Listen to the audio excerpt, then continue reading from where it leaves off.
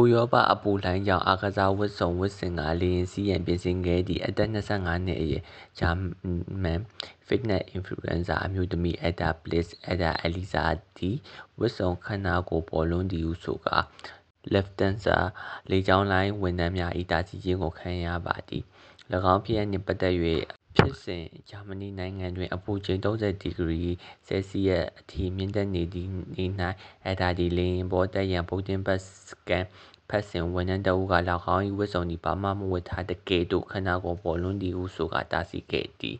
နောက်ဆုံးတွင်အပေါ်ကုတ်အင်္ကျီဝတ်ဆင်ပြီးဇက်အပေါ်ထိဆွဲတင်မှသာလေယာဉ်ပေါ်တက်ခွင့်ရခဲ့သည်အင်ဖလူအန်ဆာ၏ဝေဖန်မှုဘာလင်မြို့တွင်နေထိုင်ပြီးဆိုရှယ်မီဒီယာဖော်လိုဝါသိန်းချီရှိသည့်အက်ဒါက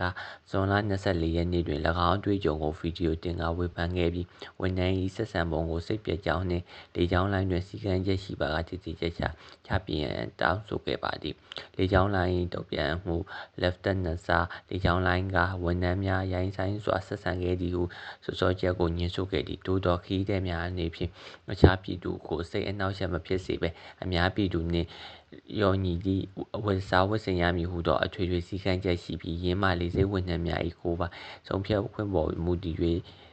ရှင်းလင်းခဲ့သည်ဤဖြစ်ရပ်ကြောင့်ပူပြင်းသည့်ရာသီဥတုတွင်ကိုယ်ပိုင်လွတ်လပ်ခွင့်သက်တောင့်သက်သာရှိမှုနှင့်အများပြည်သူဆိုင်ရာဝတ်စားဆင်ယင်မှုစံနှုန်းများငြင်းခုံမှုဖြစ်လာခဲ့